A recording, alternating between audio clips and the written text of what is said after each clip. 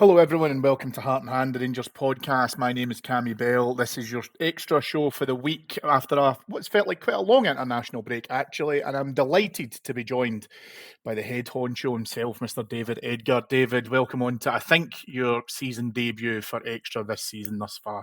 No, I did the first one. You did as well, did you? Well, okay. Well, your second show then, that's almost as good. Yes. How are you keeping? I am good, thank you. How are you? I'm good.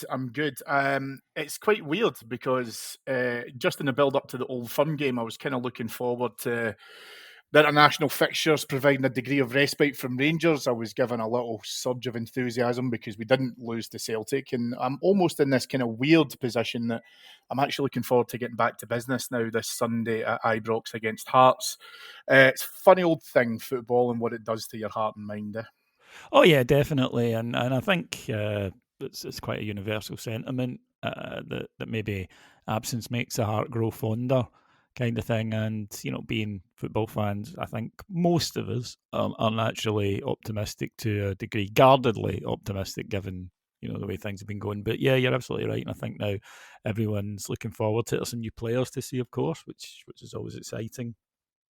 But it's absolutely pivotal now for Russell Martin and for our season, but for him in terms of his career, we're now reaching the make or break point because, as the old cliche goes, patience is a virtue, which is true, but it's not an inexhaustible one. There's a finite supply of patience, and in terms of results, at least, I think he is getting very, very close to the end of it. I think for a lot of the support, he's already used it up, but it's been made clear, I think, that that's not the case for the people who would make the decision.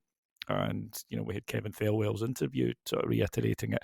But even with the best will in the world, if they are determined that they're going to keep him, there comes a point when the results and the performances are not good enough. Now, I think we would have understood had the performances maybe not quite been there, although you would still expect an improvement across the amount of games that we've had. But we've had neither good performances nor good results. So he has 3 upcoming domestic matches that I think are absolutely crucial. And I don't think there's any great insight in saying that. Hearts at home, Hibs at home in the Cup, and then Livingston away. And really, without 3 wins, then it's going to be very difficult, I think, to see any case, no matter how much they want to keep him, for keeping him. Well, he gets a returning squad. They came back to training. I think they were back in on Thursday in at Auchenhowie today, tomorrow, I think, as well, where it's actually been quite successful for a number of our players during the international break. You've mentioned we do have some players that we've not had a chance to see yet, but one of whom, obviously Derek Cornelius, scoring an absolute belter of a free kick for Canada against Wales. This was an absolute topper, David, and when I saw it, I was like, that's fine. That's good. We've got a new free kick taker. Let's have him in all the set pieces because it's something that we could certainly be doing with a little bit more in terms of getting some goals from free kicks. It would be a nice thing to happen if that was to become a more regular occurrence again. Yeah, it's interesting. I remember Bruno Alves. He was capable of that, and of course, when you think of a defender hitting a free kick at Rangers, a central defender rather, obviously Tav and Borna, but it would be Amo. So, I mean, if you haven't seen it, folks, go and check it. It's a hell of a hit. I mean, he must be 30 yards, and it's one of those ones that dips, but even then into the top corner, a really phenomenal strike. So it would be a nice bonus, but what we really need from him is somebody who can organise his defence, because the Rangers' defence has looked nervy, it's looked haphazard, it's looked disorganised, and it doesn't have a leader, it doesn't have an organiser in it. And I know that the manager has pointed to John Souttar before, but it doesn't square up with our experience as supporters of John Souttar, who has qualities. He showed them, in fact, for Scotland over the last couple of games, but he's not a leader. He's certainly not somebody who can organise a full defence. And clearly that's what we're hoping Cornelius can do. He will bring more balance to the defence, being a naturally left-sided centre-back, which is very useful indeed. And something that Kevin Thelwell alluded to, he can play on the on the left side of a 3, and that might be an option for Rangers as well moving forward, which would changed the formation obviously a bit, but it allows you to get two up front, and we have just brought in two very, one that we know is a very good striker in Bojan Miovski, and one that clearly they think is a very good striker due to the money that they paid for him, in Youssef Chermiti. So that might be something we begin to see moving forward as well. Yeah, and the thing for me for international breaks, the absolute must for me is everyone returns healthy, no injuries, nothing daft. And thankfully, we can say that everyone appears to have come back with a clean bill of health. But the bonus on top of that is obviously goals. And another one that we cannot fail to mention is Tello Adsgaard with 4 goals for Norway against Moldova. Came off the bench, I think, about just after the hour mark. We take it all into context, David, of course we do. But the positive for some of these players being able to come in and have really strong performances for their countries, they'll come back in now with that renewed confidence, being able to come in, and he'll be another one that I'll be interested to see if he features on Saturday. Yeah, definitely. He's had a kind of stop-start. It hasn't really happened yet so far in his Rangers career due to injury. He picked up that injury, was out for a number of weeks. And he's just sort of been eased back in over the last couple of games. And clearly we haven't even begun to see what he was brought in to do and what he can do for the side. But he's gone away and he's got good game time, but 45 minutes, 4 goals is a hell of a performance. And this is something that I think that we've lacked badly for a number of years, which is a goal-scoring midfielder. And if you watch these goals all night, and again, you're absolutely right to note the state of the game and the level of the opposition. But even so, it's about being in positions and then when you get there making the right decisions. And that was what was good to see, particularly he's finished for his 4th, which was a lovely casual finish, but controlled, and he knew exactly what he wanted to do with it, and he did it. So, really, with the exception probably of Gaslam so far, I don't think any of the signings have begun to show why they were brought in really yet. I don't think that has happened from many of them so far. I think there's room for improvement in pretty much all of the signings that we've brought in. And of course, some have been very recent. Some, like Asgard, haven't played due to injury. And you're hoping that this is a reset, people come back, or, were able to maybe just, after their move and the amount of games they've had, just take stock and come back ready to deliver the sort of performances that encouraged Kevin Thelwell to bring them to the club in the first place. Yeah, absolutely. You're right in saying it. I think about Asgard. I still think that he hasn't been given the time to really understand what he has to do within a midfield. I think it's perfectly reasonable to say hasn't in any way found its feet yet. I think the manager does have to have a serious think about what he sees as his preferred midfield and how it's going to work best within this, because it's just been too disjointed, and I think that has led into a lot of our performances. And even against Celtic, I thought some of our better attacking play came when we almost bypassed the midfield and went from back to front, and Miovski obviously did a lot of running up there as well. The one that we will talk about probably a little bit more in detail was obviously subject to huge conversation prior to the international break, and that's Nico Raskin. Raskin, it was clear, had some fallouts with the head coach and with the staff, was left out of that game against Celtic. Still featured for Belgium and actually scored his first ever international goal at the top level against Kazakhstan in Belgium's final game of the fixtures. There has been some murmurings and some conversation that he has come back with a renewed attitude. He has said that he wants to obviously stay at Rangers. I don't know. I know that you've covered it on some of our daily updates and our Patreon site about the potential interest that was rumoured about Nico Raskin. Nothing happened of any real substance during the transfer window anyway, so a Rangers player he remains. And from everything that we're reading and hearing, it appears that he is coming back. The waters seem to have calmed. And fundamentally for me, David, it's really, really important to be able to try and see what we can do about getting him back involved with the squad. And as I said, being able to bring some solidity into that midfield that hasn't proven itself in any way thus far. So I'm personally speaking, I'm glad that the drama is over. I've got confidence that if Raskin can continue to apply himself, he's going to be a very valuable player for us. And I've got zero doubt, and I don't blame him whatsoever for this. If he has this attitude of wanting to be able to go out, he has a great season, he's got 1 year left, then we can probably facilitate a move for him that suits all parties. I'm perfectly fine with that because I believe that we would get, a consistent run of games out of him. Absolutely. And look, he's got an incentive, right? He wants to play at the World Cup for Belgium. So he can't be having a year off. And that's to our advantage. So straight away, there's that there. Look, we're not privy to the discussions of what goes on behind closed doors. We're not. And you'll hear different things from different people, some of which will be true, some of which will be partially true. We've all heard rumours. But at the end of the day, only really the player and the head coach know what the disagreement was and what caused it. So from my point of view, looking in on it, I'm a practical guy and I don't really care what they get up to behind the scenes. I only care about the results. I only care about what I see on the pitch. And Rangers are a better team when Nico Raskin is in it. There's no doubt about that. You were correct to point out the midfield so far has not worked, hasn't looked right. And it was changed somewhat in that game against Celtic. And while it was better, it was a very specific game, a specific type of game. We've used a lot of combinations in midfield. So that's clear then that the manager doesn't know what his best one is, or probably more accurately, is still looking for the right blend in there. And I think the midfield has looked clunky. It's looked disjointed, and at times it's looked very easy to play through, and it hasn't created anywhere near enough.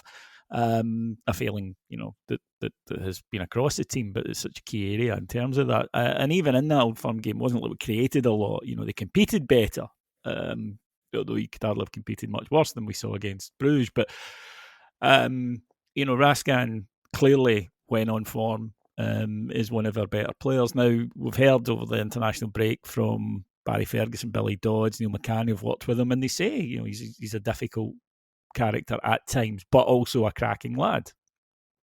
And I think you have to as a manager, and I know head coach, but as a manager, manage. Some players are different from others. Some will have egos, some will have less egos, some will need, as the cliche goes, some will need the arm around the shoulder, some a kick up the arse. And it's down to the manager or the head coach to do that and to work out the way to get the best out of them. So because there's nothing you or I or anyone can do about it, I'm not going to focus too much on the past now. I have my thoughts on it. Should Nico have been playing in that Old Firm game? Yes, he should have, in my opinion. But it wasn't me that was making the decision. And for me, it's not a case of, look, you've got an asset there. And firstly, you've got an asset to the football club that you don't want to devalue. But secondly, you've got an asset in an area of the team that doesn't work well at all. And you've got to figure out a way to get him into the team playing. And, he needs to, of course, at the end of the day, I can't think of many jobs where you don't need to do what your manager tells you in the final, when push comes to shove in the final analysis of it. But even so, I mean, it's clear that it wasn't a case of something was said that can't be unsaid. We've all seen that at football clubs. I think there was a recent incident at Marseille. Actually, they ended up selling two players, one of whom they just bought because of a fallout with Roberto De Zerbi. And it was, things that couldn't be unsaid. That clearly hasn't happened here. It's just in everyone's interests. It's in his interest to play football because he wants to go to the World Cup with Belgium. He wants to stay. He's made that clear. And for Rangers, there is absolutely no point in having Nico Raskin there not playing, earning money, and sitting in the stands, or not even sitting in the stands, as was the case against Celtic. So no, for me, it needs resolved. I'm glad to hear that it seems to have been resolved. And like I say, this is not a case, I think, of putting in a player who isn't going to try a leg. He's not like that anyway, right? He's just not, I think, as a person. He certainly doesn't come across that way. But he is a player with a massive incentive. He cannot afford to have 3-4 months where he isn't playing well, Cammy. That's far too competitive a country. There are far too many decent players in there for him to just say, well, bugger it, I'm not bothered what happens in my club career this year. And he knows that. So to me, it's just entirely advantageous to me and my fellow supporters, and they're the ones I care about the most, that he plays well, and helps deliver results for Rangers. And again, to go right back to the thing you said at the start, it's hardly like we can look at that Rangers midfield and say we don't need him. It's been firing on all cylinders. Yeah, something that I want to just kind of, because you mentioned it, and I thought it was quite interesting to me when I read those comments from guys like Ferguson and Dodds about, he was a bit difficult, but, he's a good lad. There's probably an element in there, which I found that really interesting, because I think there's an element in there where it's one of the things that we tend to do, right, as Rangers fans, and I think wider as football fans, is that we sometimes forget the age of these players and what we are asking them to do, but also what the player expects from their career path over the next X amount of years. So if you're younger and you're looking to establish yourself, you listen, you train hard, you look to be able to try and again solidify yourself into a starting 11. Then if your country comes calling, the optics shifts a little bit more, because now you've got something else that you want to be able to reach for. And if you would then want to progress into potentially a bigger club at a higher level, and you really want to continue to push yourself, it is very much a constantly evolving dynamic. And what I thought was interesting about the Dodds and Ferguson comments, because I think we saw an upturn from Nico Raskin when Barry Ferguson was 100% was at Rangers. And there's probably an element of that where Raskin, he's not new in the building, of course, but he's now getting coached by a guy. And whether you go to Auchenhowie, you go into Ibrox, there's pictures of Barry Ferguson everywhere, achieving success, a captain lifting trophies. So there's very much an influential model within that as well. Now, I'm not saying that he doesn't feel that way towards Russell Martin. I'm sure that he is to an extent listening to Russell Martin, but he's also probably thinking to himself, is this guy going to give me what I need? Is he going to be able to push me on? Is he going to be able to get the time that I need that will generate the moves that I want, that will get me the international exposure that I want, involvement in World Cups, etc.?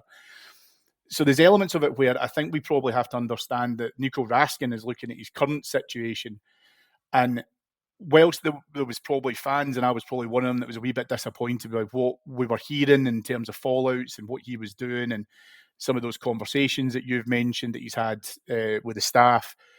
There's also another part of me that thinks, right, but I don't blame him for being a little bit selfish towards what he's trying to achieve. And I think sometimes because we're so focused on the club success, we then have to also think, but it's important for us to be able to manage the man as well as the players. And there's an element to that where I think, for me, there's probably a good degree of maturity from Raskin. I don't like the fact that, his dad is coming out and making comments and all of this kind of stuff. We've seen players do that previously, of course. But there's probably a lot of external noise around him about pushing on to the next level, etc. But he has to realise he has to take a series of steps sequentially in order to get there. Sticking his lip out and deciding that he's no playing or he's no happy with things, and verbalising that in a way that, as you rightly said, gets to a crisis point and you cannot come back from, does nothing but hamper him. Well, yeah, and I don't think he has. I mean, he wants to play. Yeah, exactly. This is not an Isaac situation. This is not somebody stamping their feet to get out of a club. Quite the opposite. I go on what Neil McCann said. Where Neil McCann said he wants things explained to him. He won't just go and do it. Right? Now, that's a cultural thing. Dutch, Belgian, French, Italian players. You can't just do that British thing of, right, I need you to do this. It's like, well, why? Why do you want? They need to understand it. That's a difference in coaching, right? And equally, you hear like Scottish players going abroad saying they were a bit surprised at first because the manager would take them aside or the coach would take them aside and say, "Look, I want you to do this, and here's why," to give you that, that different overview. Now, clearly, there comes a point when you're like, "Look, I've explained that you need to do it," but I think that there's no issue with him wanting to play. I think, again, we're just reading between the lines of what people said. It's not so much that is just Nico might not necessarily think what he's being asked to do is the most beneficial to the team. And Russell Martin has spoken a few times about getting him to do, different things. And one of the things he said is not to charge all over the park, but to be more disciplined in the role. But I totally understand what Nico is doing, which is he's coming at it from, well, hang on, if I see something's needing done, I go and do it.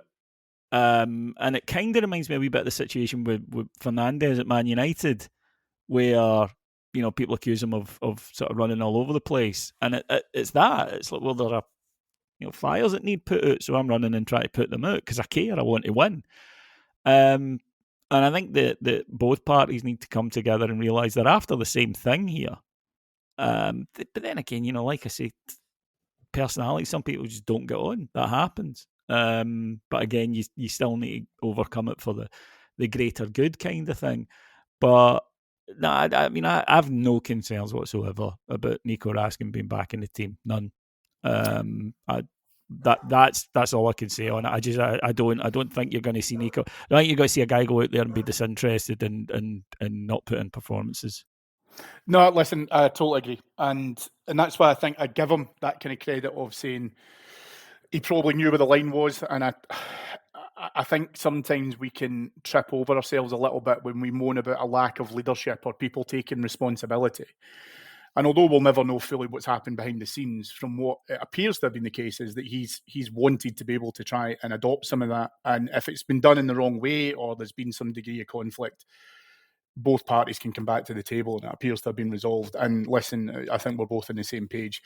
A Rangers team involving Nico Raskin is far, far stronger. So yeah, definitely currently. And look, I can understand from a managerial point of view, you are horrendous. Look, when I tell you to do something, well, what about this? What if I do this? What if I do this? And I'm like, just fuck up and do it. But I realise that I can't do that.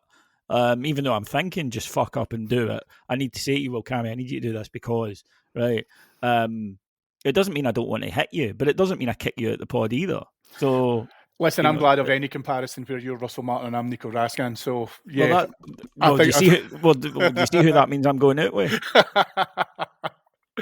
Yes, we'll see how long that analogy continues. However, I do understand your point, and yes, now, all joking aside, I think that for the good of the club, and it's the most important thing. And also, this is kind of where the head of football, which is Kevin Thelwell, technical director, he needs to come in and say, right, okay, the phrase that you hear a lot is bang their heads together. Well, it doesn't need to be quite, but you do need to get them together and go, what's the issue here, right? And get it sorted. That's part of your remit as well in any job. A line manager, isn't it, that comes in and does this. Football is of course hugely different to many other industries. There are finances involved and whatnot in it. But in the end, management is a people thing. You know what I mean? It's a skill. It's something we've all either done or encountered in our own workplaces. We've all worked for good managers and bad managers. We've all managed either well or badly. And at the end of the day, the most important thing here is the organisation. They're on the same, the same page in what they want, which is a successful Rangers team. And they kind of need each other in this sense as well, because, I mentioned what Nico is playing for. He wants to win trophies and he wants to go to the World Cup. And Russell Martin is wanting to stay in the job. So, it's one of these things that it appears to be sorted out. You never know. Things can happen down the line. But right now, I think that it would be better for everyone if Nico Raskin was in the team and Rangers were playing better, which I think they will do if he's there.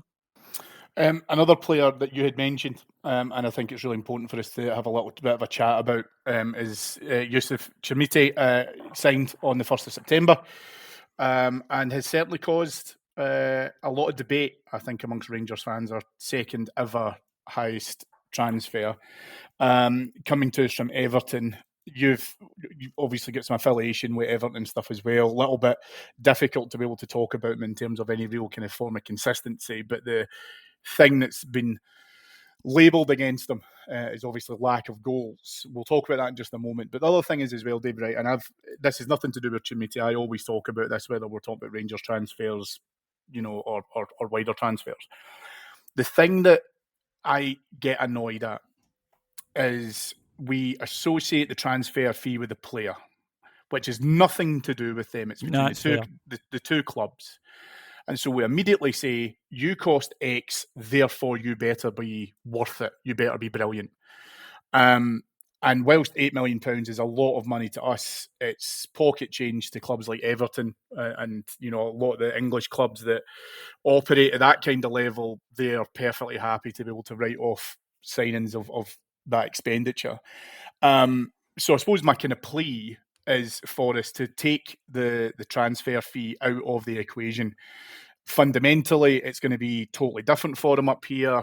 I know that you were really excited at the Majowski signing, for example, because you've seen him. You've seen him in action, playing in Scotland. And there were a lot of us who were talking about, are we just going to stick to signing Championship, League One, League Two players? Is that the level we're operating at? We then bring in a player from a fairly, a pretty well established, it has to be said, EPL club. And now we're almost getting on his back a little bit before we've even had a chance to see him in the flesh in a Rangers shirt because of, again, that price tag. We need to remove ourselves from all of that. We effectively just need to let the lad come on, see how he finds the game up here. We need him to be able to ideally settle in because we could be using him. We obviously have Majowski as well. I shared your same enthusiasm about Majowski because I liked him when he was at Aberdeen, although I knew how difficult it would be to negotiate with him. So I'm glad he's here in the roundabout way that he's managed to come to us. But I think we've got a right to be excited about Chermiti. There is obviously something that's been twigged, that is something that you can provide to us. But like every player, and I always say this, we have to give him a little bit of time to be able to try and settle him. I don't mean don't play him for 4 weeks. I mean play him, but if he doesn't score a hat-trick against Hearts, let's no burn the place down. Yeah, absolutely. Now, you are correct. See what you say there about it's not the player's fault. It's not. Okay? It's not the player's fault on the fee. But it doesn't work like that. And it's not just Yusuf Chermiti. It's the same for everyone. It's the same for if Alexander Isak has a quiet season, people are going to say, why did you pay that money? That I'm already seeing it in England about Florian Wirtz, who Liverpool have just bought, even though they've won their opening 3 matches. So the fee does influence thoughts. So there's just no doubt about it. Where I think it's a struggle for someone like him is that for that money, we expect up here a certain... Well, we expect him to be brilliant. And 8 million doesn't guarantee you that anymore, especially not from there. I don't think it's the right market. And I've wanged on about this before. I've said that. I don't think there's value in that market. Now, that doesn't mean you never buy from there. And, that I don't agree with. You never, ever close off a market because players are different. But it does mean you need to be aware that you're not going to get that value. Now, people are saying to me, why are we paying £8 million for an Everton reserve? I'm like, because that's the price. They paid 15 for him. Asking for 8 is a perfectly reasonable thing to do. You try buying an academy player from Liverpool, Manchester City, Manchester United, Chelsea for £8 million. You won't get one. That's the general reality, unless they're letting them go. And that's because the English market is wildly overpriced because they can afford that. 8 million to them is nothing. Absolutely nothing. We bought Ryan Kent, who was a Liverpool reserve, for 7 million. And that, unfortunately, is. So for me, I don't necessarily think it's a market we should be shopping in. But now that we are, he's here. We need him to work. He's a huge signing for us, and we need him to work. But that means, he's going to need support. If he doesn't go off like a train, given the general mood around the place, I'm not sure that's going to happen. So I'm kind of asking here for utopian ideals rather than actual what's going to happen. But long term, clearly they think this boy's going to be superb. And when we spend 8 million on a guy that age, it's with a view to him being excellent for us and then being able to be sold, Cammy, for a lot of money. That's clearly a part of it as well.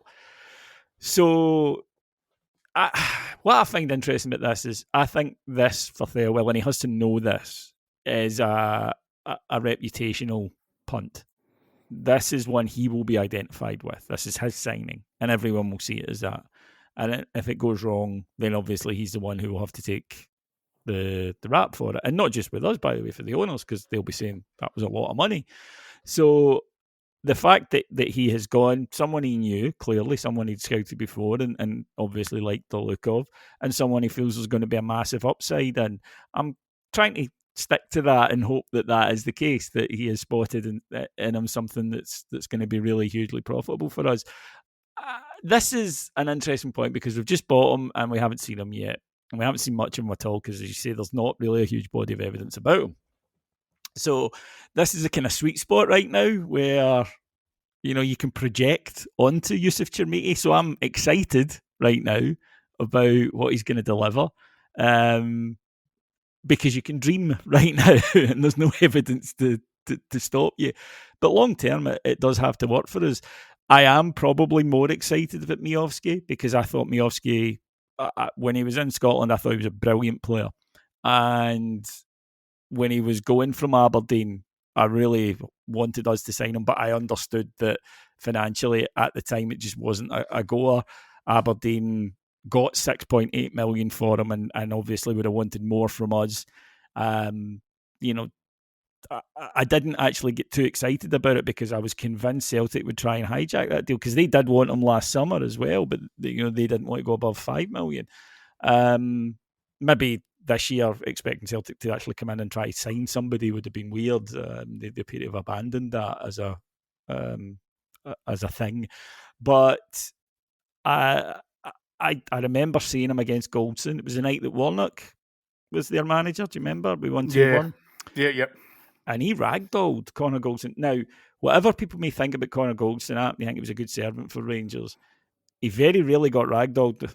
He made mistakes from time to time, absolutely. There's times he could have done a bit better in goals, absolutely. But that's rarely. That's kind of due to concentration and awareness more than and he'd have bad games. I remember one game up at Dundee, I think we won 1-0 and he was awful, right? But that can happen. I'm not talking about that. But actually being battered by a centre forward who runs him ragged, that didn't happen to him often. And I remember I was sitting with our Potter Martin that night, and two of us were going, well, what a player that boy is, and can still be because of his age. So to pick him up, a guy that went for 6.8, and as I say, probably would have cost us 8, to pick him up a year later for 2.6, I think is absolutely fantastic. And I am looking forward to seeing him. And I know that people say, well, Aberdeen play a different way to us, and the challenges they face aren't the same as us. Well, yeah, fair enough, but talent is talent. And he has it. I think he showed in that Old Firm game. First of all, the commitment. He arrived, he just went in and played in an Old Firm game, and in a team that wasn't creating much, his work rate was superb. I thought, his willingness. And then when he went off, we stopped being able to hold the ball up front. That wasn't coincidence. That was because he had been doing that for us. So I'm really excited by him. Yes. In terms of this weekend, I might be totally wrong, but if Rangers go with one striker, it'll be Miovski. I don't think it'll be Chermiti. And people might say, well, we've paid 8 million for a guy we're not playing. But you need options. And as I say, for me, Miovski is an excellent signing. And I might be wrong. I've been wrong before when we've signed players, absolutely, that I've thought, oh, he's bound to do his turn, and they don't. But I think in this case, it's as risk-free a signing as you can make, in the sense that no signing is risk-free, no signing is a guarantee.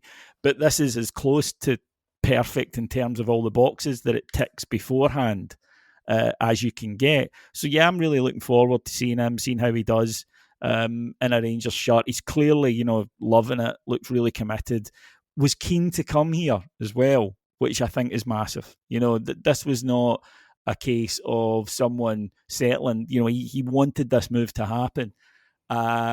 And yeah, so he's the one that excites me, and it is based on that local knowledge. But I'm hoping in 3 months' time, I'm saying, what a signing Chermiti is as well. And he has to be at that money for us. And like I say, it's one that Thelwell's reputation has kind of been staked on. Yeah, I think that's the interesting thing, because this is, I don't want to get too dramatic and say it's make or break for Thelwell, but if it's not that, then it's pretty damn close to it, because reputationally it is, because it's a huge outlay. Yeah, and look, it's not just with us. The owners will be saying, okay, we gave you 8 million quid for this guy, and if he's a disaster, then that sits on the person who authorised that transfer. But that's how it should be, shouldn't it? People should be judged on. Yeah, people should be judged on their decision making and whether they're a success or not. I don't think there's anything wrong with that at all. Yeah, no, of course, and it comes back to what we were talking about earlier on about things like accountability, of course, David, just before we wrap up, let's obviously look towards this weekend's game against Hearts. A warm welcome to a Saturday 3 p.m. kickoff. I don't know how many more of them we're going to have, but it's nice to get back to Ibrox at a sensible time. I hate these later kickoffs, I really do. However, we're coming up against Hearts, obviously sitting joint top, technically second in goal difference, but with 10 points out of 12. They will be looking to come to a Rangers team that's obviously very much in a transitional phase. I think it's, the kindest way I can say it. It's funny because, obviously I live through in the East Coast. I work with a lot of Hearts fans and stuff. And the general sentiment seems to be they don't feel very optimistic going into this game. And I said, well, I'm not overly optimistic myself, but the point comes down to this is going to have to be a win now for Russell Martin. I do give him some credit. I know that the Old Firm game was not entertaining. We've obviously covered that in detail, etc., across our previous shows. That's fine. I can deal with that. Was it a defeat, which is everything that we wanted to avoid? So there was an upturn. What's critical now, I think, to Russell Martin is to be able to show a strong performance and the win. It has to be there.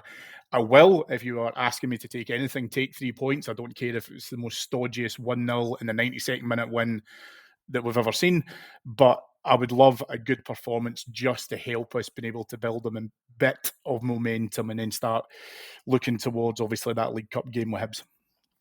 100%. He needs a win. I mean, it's that simple. We've got 4 points, from 4 matches. We can't be sitting with 5 or less from 15. That's just unacceptable. Totally. He needs a win. We need a win, and it will not be an easy match. Hearts have been doing well this season, certainly in the league, although they went out the League Cup. And they've got some good players, that, as we all suspected they would under Tony Bloom. And Dennis McInnes has got a very streetwise manager who knows that league inside out. So it's not going to be easy, but this is the situation in which we find ourselves. Anything less than 3 points is unacceptable. And if we get a win, then it can act as a beginning, a springboard, or Russell Martin was trying to say that the Old Firm game could be a bit of a springboard. I think we all raised an eyebrow about that to a certain degree, but then this would either continue or begin from our point of view. I draw a defeat, and we're going to be right back where we were after the Bruges game. And he's going to be much closer to the exit door because, as I say, time is finite. It's not. We don't put up with it forever and ever. So yeah, we need a victory. It'll be a hard game. We'll need to play far better than we have in any match this season. I mean, really, we'll have to put in a much stronger performance. We'll have to be much more defensively solid, and we'll have to be a hell of a lot more creative than we've been. Because this is my big concern. It's not that we're not just not scoring goals; we're not making chances. You can't even say, well, we're missing lots of them and it'll come good soon. We're not making them. So I'm like you. I'm looking forward to it. It's a 3 o'clock Saturday kickoff. And as you say, that's rare and to be treasured. Be a full house. It's usually, with the Old Firm, the biggest attendance of the seasons. When we play Hearts at Ibrox, it'll be absolutely packed to the rafters. And, it's a real big game in our league. So I'm looking forward to it. For the players, it's, an opportunity to go out there and really maybe kind of kickstart some Rangers careers. And they haven't experienced, because they haven't delivered a victory, in the league. They haven't experienced a grateful crowd. Well, if they get the win on Saturday, they will. And we can build on that. But they have to get the victory. Yeah, that's absolutely true. I think the most important thing for us to be able, and I think the crowd want this, despite personal feelings towards Russell Martin at the moment, and we could do a whole other show and all of that at the moment. The most important thing, I think, to get that crowd at Ibrox on side is exactly as you say. Don't play unnecessarily defensive football where possession within your own third is key. I don't, Rangers fans are not buying it. I don't think that they'll buy it in the the present tense, in terms of we want to be able to see the ball going up the park, being able to play some fast-flowing, progressive football, being able to play it along the back four, back five, if you want to include Butland in it, isn't going to work. Sideways balls aren't going to work. It's not what's going to turn us on. We need to be able to try and see some penetrative football, which, again, not every chance is going to come to something, as you say, but we want to be able to just see us being able to attack with purpose, turn the ball over at speed. And if we can build on that and Ibrox gets behind it, then I think that we make a difficult task a lot easier on ourselves. Absolutely. These are not new points, and they're ones that you're hoping have sunk in with the manager or the head coach. I'll never get my head around that. But, it can't help it. 47 years of same manager. But, yeah, it's all true. And really now the time for talk, I think it's well past, but now it is just about you've got to start winning football matches. We're Rangers and the results are unacceptable. I think we could do with a good performance as well to inspire everybody and grant a bit of confidence. But, even if Rangers do win and win well on Saturday, Hibs is next up. He's still very much on probation. Yeah, that's absolutely fair. And it's not going to change a whole shift in the dynamic, but it will certainly help sway it in another direction. But it's what I said before, and this is probably part of my frustration is, whilst I don't necessarily like to talk about the other lot, they seem to be stumbling a wee bit. There's a lot of internal fires in there at the moment where if we could get a degree of momentum up and put a little bit more pressure on them at the moment and cut out our own mistakes, even if they have to go to Kelly on Sunday looking to have to get a result because, again, Rangers have now been able to find their first foot, I won't say feet, but their first foot, then that would be just wonderful for us to be able to change that. David, you'll be back with us on Monday to unpack the game against Hearts at the weekend. But before we finish up, I know you wanted to be able to do a quick shout out for a former Ranger and something that's very close to our hearts. Yes, indeed. Graham Roberts, people may have seen, has been diagnosed with prostate cancer, which is something that has affected my family recently as well. Horrible illness. The one positive thing about it is that he's got a good prognosis, and I was fortunate enough as well that with my family, my dad had a good prognosis and seems to be doing very, very well. But his daughter is raising funds for Prostate Cancer UK, and if you can donate anything, I know there's not a lot of spare money kicking about at the moment, folks, but even a quid will make a massive difference. Robbo, of course, is what a Ranger he was. So many iconic moments. Top fella as well. And if there's anything at all you can do, folks, then please do it. And certainly from the bottom of my heart and from my family to us, I wish Graham and the family all the best during his recovery. Yeah, absolutely echo that as well. Just anything that's cancer related, obviously very close to my own heart as well. I lost my mum to it, so it's always very important for me to make sure that we promote everyone's worthy causes. His daughter's doing a 5k a day, folks. I have done that challenge. Trust me, it is not easy. Nope. So I'll be chucking a few quid into it as well. And if you can, as Davie say, spare a pound, that would all go towards an incredibly worthwhile charity. That will do us for this week on Extra. I'll be back next week. As I say, David will be back on Monday. Thank you to Mike Lee and Paul Myers. David, thank you very much for coming back on to Extra this season. My apologies, I forgot your debut. How ridiculous of that was, me. Typical. I know, you just can't get staff these days. If you want to hear more from David, myself, and a whole host of other podders, you should know where to go by now. It's patreon.com/heart and hand, and you will get up to 5 Rangers shows every day, and it's only going to cost you a few quid. Go on and get some of that brilliant content. Speak to you again on Monday, folks. Bye-bye.